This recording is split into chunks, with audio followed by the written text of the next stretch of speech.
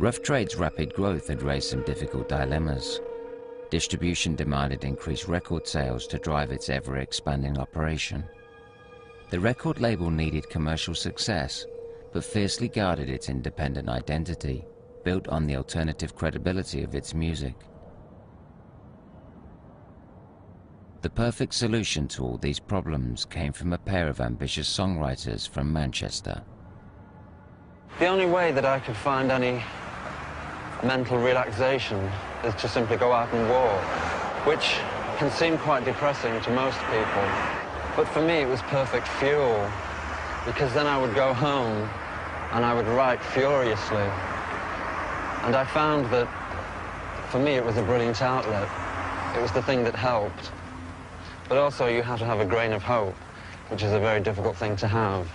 The first day that we were officially like a partnership, which was the second time we got together, part of our get-together was just making this almost like mental wish list, if you like.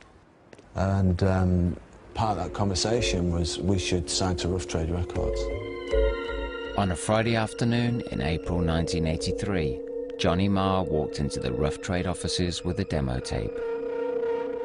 I said I wanted to see Jeff Travis, and I was kind of hustled out, really. But I kind of hung around, kind of pretending to be like doing stuff with records. And I was in there for an hour or two. And then I saw Jeff come out of his office, and I think he was a little taken aback. I think I actually grabbed his sleeve and stopped him, because he was trying to get away. And I gave him this cassette, and I said, I'm from Manchester, this is my band, The Smiths, and something along the lines of, you won't have heard anything like this before. I took it home that weekend and listened to it about 20 times and was really intrigued by it. Hand in glove, the sun shines out above behind. No, it's not like You couldn't really make out the words, but it was something wonderful. To Jeff's absolute credit, he called first thing on Monday and just said, this is the best thing I've heard for ages. And I want to sign it to Rough Trade, I want to put this single out. And it was like, OK, bullseye, that's what we're going to do. The Smiths and Rough Trade were a perfectly timed marriage. The original impact of the post-punk, new wave and new romantic movements had passed. It was time for something new. That something was indie music, and it began with the Smiths. I grew up on the Smiths. I mean, they defined my teenage years completely. So the first time I saw the name Rough Trade was on the back of Hand in Glove, the first Smith single. I didn't know Jeff Travis, didn't know Rough Trade, I didn't know anybody, I was a schoolboy. But the way I saw it was that it was a battle. It was alternative and independent, and to major record companies, that was a dirty word. They were the enemy. Rough Trade was the enemy. They were seen as just infiltrators, out to spoil the party, and groups like the Smiths were out to spoil the party for Simple Minds and Wet Wet Wet and all this kind of rubbish. You know, it was just rubbish. Facing fierce competition, Rough Trade abandoned the principle of the no-ties 50-50 deal, and for the first time in its history, offered the band a conventional record contract, a long-term deal that guaranteed the label 4 albums. The majors started inviting us to meetings and got interested in us, but we didn't want to be on a major and Rough Trade didn't want to be majors. It was a really great partnership. Johnny puts the music down on a cassette and he gives me the cassette, and I live with the cassette for a few days, and I just wheedle words into the cassette, and then we just all get together and it just happens at the drop of a cassette. Rough Trade gave the Smiths independent credibility. Morrissey and Marr put their new label into the charts at number 25, with release number 136.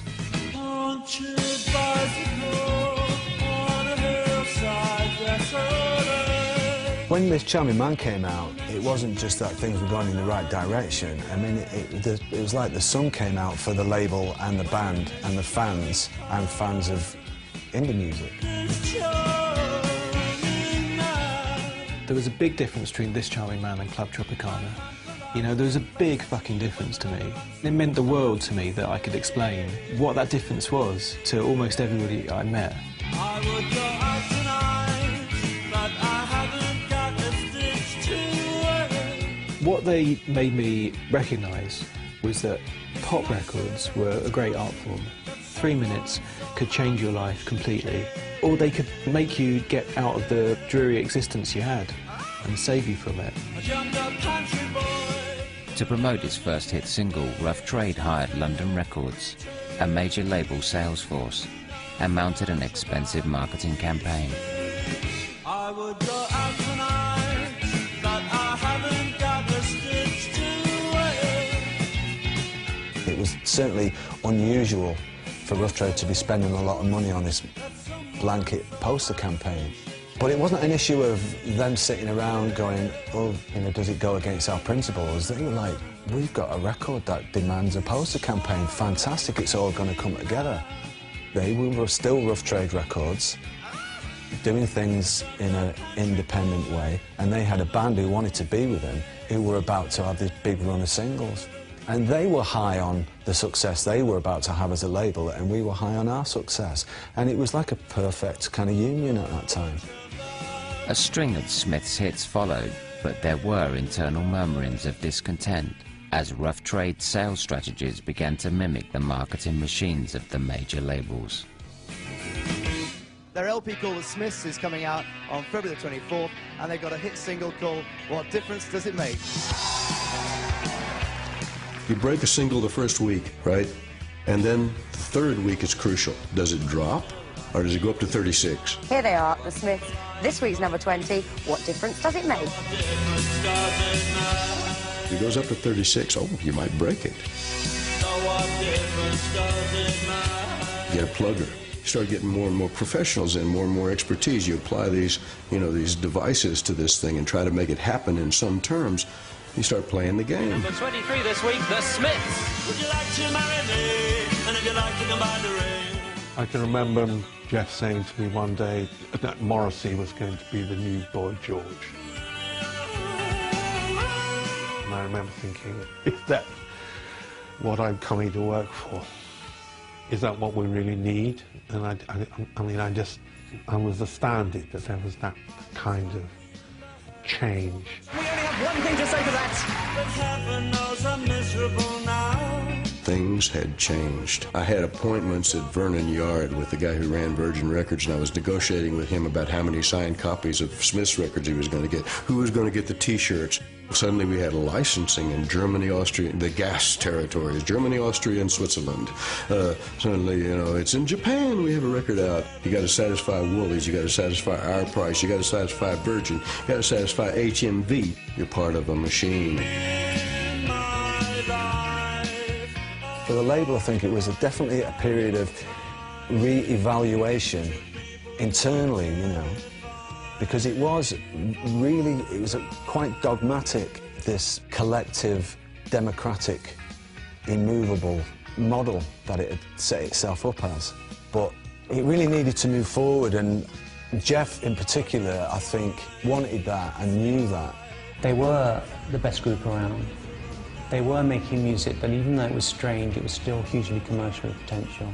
And I think that if we were going to have any chance of keeping them, and perhaps by then I would got fed up of losing these artists and thought, well, you know, we need to do this job properly now. Panic on the streets of London. Panic on the streets of Birmingham. I wonder to myself. War was also brewing on another front. Despite a #1 album and 6 top 20 singles by 1986, the Smiths' relationship with Rough Trade was becoming increasingly antagonistic. Studio time was always at a minimum. For me, that was a bit of a problem. Some records didn't arrive at some places on time occasionally. There was some issue with that Joke Isn't Funny Anymore, where I think there weren't enough records pressed. And band had no manager, so the two principal members of the group are dealing with the label. And it's like any relationship, you know, you spend a lot of time together and there's a lot of issues and a lot of things at stake. So, like, things get blown out of proportion. And Rough Trade weren't exactly blameless, but it wasn't like a catalogue of catastrophe or anything like that.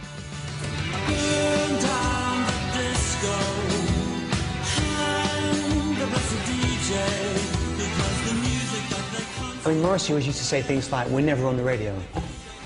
And of course, they were on the radio.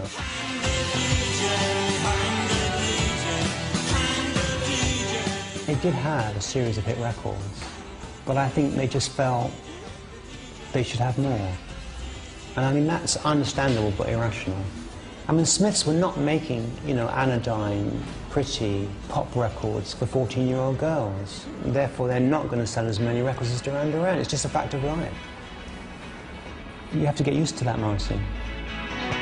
Sweetness, sweetness, I was only joking when I said by rights you should be bludgeoned in your head. During the recording of the third album, The Queen is Dead, in 1986, the Smiths tried to sign to EMI. Yet again, Rough Trade looked set to lose its biggest act. But this time it had the protection of a contract. We were stupid. You know, we had a couple of people around us who gave us incorrect and bad advice. You know, and this lawyer saying, well, go and sign to someone else and shopping for a deal, and we didn't really have the rights to do that. And Rough Trade said, hang on a minute, you know, you owe us a couple more albums. So it caused this sort of like standoff, and then we were told, this record that you're working on is going to be injuncted. This lawyer told me that. And that was a bit of a buzz killer. You know, when you're trying to make a record, like, guess what? It's not going to come out. Right.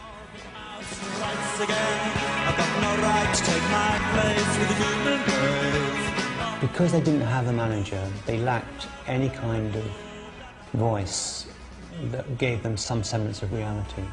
I think that's what destroyed them. We didn't have calming, organising presence.